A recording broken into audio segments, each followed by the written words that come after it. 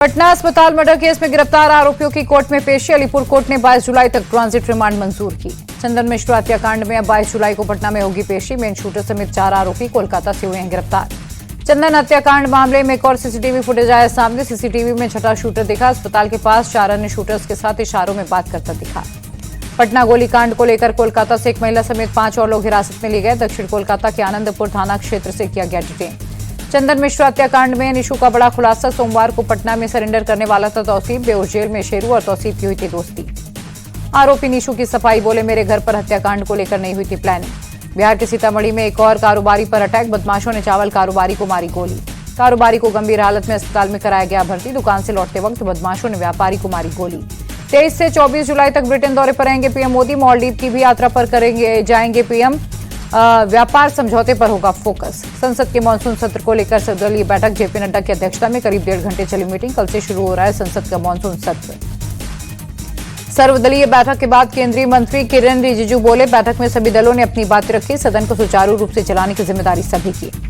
रिजिजू बोले, विपक्ष ने पहलगाम और ट्रंप के दावों पर चर्चा की मांग की। मतदाता सूची पुनरीक्षण पर चर्चा के लिए विपक्ष ने उठाया मुद्दा। कल से शुरू हो रहा है संसद का मानसून सत्र। सरकार के सभी दलों को सहयोग की अपील। पहलगाम, अहमदाबाद, प्लेन हादसों समेत कई मुद्दों पर सरकार को घेरेगा विपक्ष। जस्टिस यशवंत वर्मा के खिलाफ मानसून सत्र में आएगा महाभियोग। सोर्सेस के मुताबिक 100 से ज्यादा सांसदों ने प्रस्ताव पर हस्ताक्षर किए। नेता प्रतिपक्ष राहुल गांधी ने दस्तखत किए। सर्वदलीय बैठक में हिस्सा लेने के बाद कांग्रेस सांसद गौरव गोगोई ने कहा, काफी समय बीत चुका है, सरकार को अपनी चूक पर अपनी बात रखनी चाहिए। इंडी गठबंधन ने सोमवार से शुरू हो रहे मानसून सत्र में सरकार को घेरने की बनाई रणनीति। शनिवार को वीडियो कॉन्फ्रेंसिंग के जरिए अलायंस ने की बड़ी बैठक। विपक्ष की बैठक में कांग्रेस समेत 24 दल के नेता हुए शामिल। मीटिंग में राहुल गांधी और सोनिया गांधी हुई शामिल। संसद में Bihar voter list, Pahalgam attack और ऑपरेशन सिंदूर का मुद्दा जोर शोर से उठाएगा विपक्ष। विदेश नीति और अहमदाबाद प्लेन क्रैश पर भी घमासान के आसार। कांग्रेस नेता प्रमोद तिवारी बोले, इंडी गठबंधन की बैठक में 8 मुद्दों को प्रमुखता से लिया गया है। आपके दिल्ली प्रदेश अध्यक्ष सौरभ भारद्वाज बोले, हमारा विभिन्न दलों के साथ समन्वय है, लेकिन हम इंडी गठबंधन में नहीं हैं। आपको लेकर कांग्रेस नेता संदीप दीक्षित का निशाना। आपको बीजेपी की बी टीम बताया, काउन के खिलाफ मामले दर्ज होने लगे थे, उन्हें विपक्षी दलों की जरूरत थी तब। जेडीयू नेता केसी त्यागी ने इंडी गठबंधन से आपके अलग होने पर कहा, बहुत जल्द शिवसेना भी इंडी गठबंधन से अलग होगी। बीजेपी नेता शुभेंदु अधिकारी ने कहा, इंडी गठबंधन 2024 में खत्म हो चुका था। वे चुनाव के दौरान हर राज्य में एक दूसरे के खिलाफ लड़ रहे। जनसुराज पार्टी के संस्थापक प्रशांत किशोर ने पूर्वी चंपारण में की रैली। स्थानीय लोगों से चुनाव में समर्थन की अपील की। पूर्वी चंपारण में पदयात्रा के दौरान प्रशांत किशोर ने कहा, बिहार के लोग लालू, नीतीश और पीएम मोदी से छुटकारा चाहते हैं। चिराग पासवान ने हत्या की आशंका जताई। मुंगेर में बोले, मुझे बम से उड़ाने की साजिश रची जा रही, मैं किसी से डरने वाला नहीं। बीजेपी ने राहुल गांधी पर निशाना साधा। एक्स पर पोस्टर किया शेयर। लिखा, राहुल गांधी ने बिहार आकर दोनों घुटने मोड़कर लालू जी से कहा, मैं चाकर स्वामी। बिहार के सीएम नीतीश के बेटे निशांत कुमार का बड़ा दावा। कहा, पिताजी नहीं बनेंगे मुख्यमंत्री, एनडीए को फिर मिलेगा बहुमत। कांवड़ यात्रा में उपद्रव और तोड़फोड़ पर सीएम योगी सख्त। कहा, कुछ लोग कांवड़ियों को बदनाम करने में लगे, कांवड़ यात्रा को बदनाम करने वाले होंगे बेनकाब। सीएम योगी बोले, उपद्रवी की वेश में श्रद्धा भक्ति को भंग करने की साजिश। ऐसे उपद्रवियों से पोस्टर इनके चस्पा होंगे। कांवड़ यात्रा पूरी होने के बाद होगा एक्शन। योगी आदित्यनाथ ने कांवड़ियों पर पुष्प वर्षा की। मेरठ में कांवड़ रूट पर बने मंच से कांवड़ियों पर बरसाए फूल। योगी ने किया कांवड़ यात्रा रूट का हवाई सर्वे। मेरठ मुजफ्फरनगर रूट पर कांवड़ियों के लिए सुविधाओं का जायजा लिया। गाजियाबाद के दुधेश्वरनाथ मंदिर पहुंचे सीएम योगी। सावन के पावन महीने में जलाभिषेक कर भोलेनाथ का लिया आशीर्वाद। यूपी के बागपत में कांवड़ियों पर की गई पुष्प वर्षा। जिला प्रशासन हेलीकॉप्टर से बरसाए फूल। यूपी के अमरोहा में हिंदू मुस्लिम एकता की मिसाल। कांवड़ यात्रियों पर मुसलमानों ने पुष्प वर्षा की। यूपी के मेरठ में कांवड़ रूट पर पड़ने वाली मस्जिदों को ढका गया। शांति व्यवस्था बनाए रखने के लिए प्रशासन का फैसला। यूपी में एक और बड़े धर्मांतरण रैकेट का खुलासा। यूपी एटीएस और एसटीएफ ने 6 राज्यों से 10 आरोपियों को दबोचा। आरोपियों के पाकिस्तान के मिले कनेक्शन। यूपी के डीजीपी राजीव कृष्णा बोले, रेडिकलाइजेशन, लव जिहाद जैसे सबूत मिले। धर्मांतरण गैंग के आरोपियों का कनाडा, मुंबई, लंदन से भी लिंक। पीएफआई, एसडीपीआई से भी मिले संबंध। सोर्सेस के मुताबिक सबसे पहले साल 2021 में बड़ी बहन का करवाया था धर्मांतरण। आगरा में घर वापस आकर बड़ी बहन ने छोटी बहन को किया ब्रेन वॉश।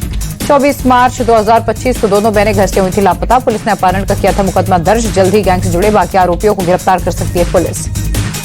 चांगुर बाबा के धर्मांतरण रैकेट में भी पुलिस का एक्शन तेज। 2 और आरोपियों को अरेस्ट किया गया। एटीएस ने सबरोज और शाहबुद्दीन को पकड़ा।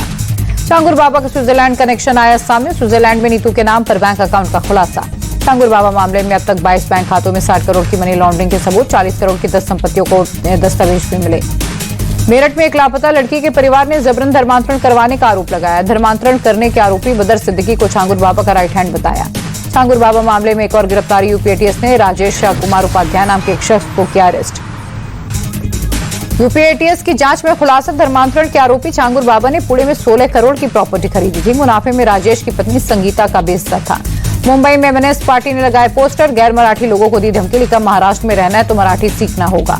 किराए के मकान में रहता था परिवार। सभी लोग अहमदाबाद के धोलका के रहने वाले थे।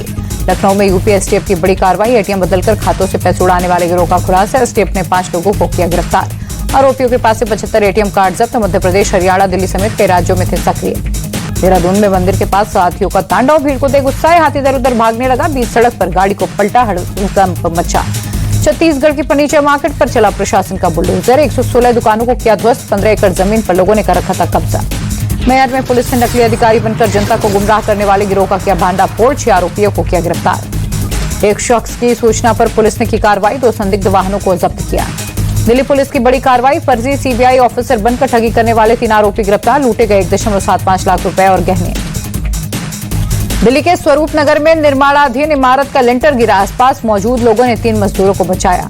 दरभंगा एयरपोर्ट पर यात्रियों का हंगामा। दरभंगा दिल्ली की फ्लाइट कैंसिल होने से गुस्साए यात्री। 9 घंटे तक यात्रियों को बिठाने के बाद स्पाइसजेट ने फ्लाइट कैंसिल की। उड़ान रद्द होने की खबर पर भड़के यात्री। दिल्ली के गोकुलपुरी में ज्वेलरी शॉप से लूट का मामला। पुलिस ने वारदात को अंजाम देने वाले आरोपियों को किया गिरफ्तार। मौके से चोरी किए गए आभूषण बरामद। जम्मू कश्मीर के उधमपुर में लैंडस्लाइड। देवर ब्रिज के पास गिरे बड़े बड़े पत्थर। मलबा हटाने का काम जारी। प्रयागराज में खतरे के निशान के पास पहुंची गंगा और यमुना नदी। निचली बस्तियों में पानी घुसा। जिला प्रशासन अलर्ट।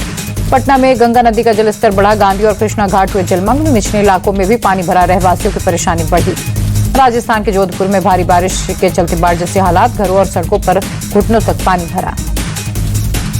राजस्थान के माउंट आबू में मूसलाधार बारिश। नक्की झील का बढ़ा जलस्तर। बड़ी संख्या में पहुंच रहे पर्यटक। राजस्थान के अजमेर में भारी बारिश के बाद जल जमाव। जगह जगह पानी भरा। मशहूर आना सागर चौपाटी के पास भी भीषण जल जमाव। ओडिशा के भुवनेश्वर में बदला मौसम। कई इलाकों में भारी बारिश। तापमान में दर्ज की गई गिरावट। मायानगरी मुंबई में सुबह सुबह कई जगहों पर बारिश। मरीन ड्राइव इलाके में आसमान में छाए काले बादल। समुद्र में ऊंची ऊंची लहरें उठी। दिल्ली के द्वारका सेक्टर 13 में महाजन इमेजिंग एंड लैब्स की नई शाखा की शुरुआत। उपराज्यपाल विनय कुमार सक्सेना ने किया उद्घाटन। कहा दिल्ली में इस तरह की लैब की बहुत जरूरत। इंडिया टीवी के चेयरमैन रजत शर्मा भी महाजन इमेजिंग एंड लैब्स के उद्घाटन कार्यक्रम में पहुंचे। कहा नई टेक्नोलॉजी से लैस डायग्नोसिस सेंटर डेवलप करना ग्लोबल पहल है। AI generated report. डॉक्टर ऋतु महाजन और डॉक्टर हर्ष महाजन की लैब की सबसे बड़ी खासियत डायग्नोसिस के मॉडर्न तरीकों के साथ पुराने भारत की भी झलक। गाय के गोबर से बनाई गई है लैब की दीवारें। नई शाखा के उद्घाटन के मौके पर डॉक्टर हर्ष महाजन बोले, अत्याधुनिक उपकरणों के साथ जल्द और सटीक रिपोर्ट देने की प्राथमिकता। डॉक्टर ऋतु महाजन बोले, हमारे पास वन ऑफ द बेस्ट मशीनें। सोमवार को लोकसभा में पेश होगा नया इनकम टैक्स बिल। 1961 के बाद पहली बार होंगे 285 बदलाव।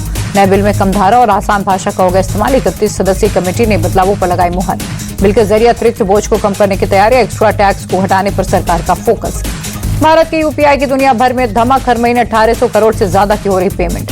अब बच्चों के लिए ऐप बनाएगी एलन मस्क की कंपनी। पेरेंटल गाइडेंस के साथ बेबी ग्रो ऐप की जल्द होगी लॉन्चिंग। सैमसंग के फोल्डेबल फोन्स ने बिक्री का नया रिकॉर्ड बनाया। भारत में अब तक 5 करोड़ से ज्यादा फोन्स बेचे गए। रेडमी 15C की जल्द होगी लॉन्चिंग। कई स्पेसिफिकेशन के साथ बेहतरीन कलर ऑप्शन भी मिलेंगे। इस हफ्ते सोने के भाव में दिखी 732 रुपए की बढ़त। 10 ग्राम सोने का भाव 98,000 के पार। चांदी के दाम में भी 2,410 रुपए की बढ़त। 1 किलो चांदी का भाव 1,12,000 तक पहुंचा।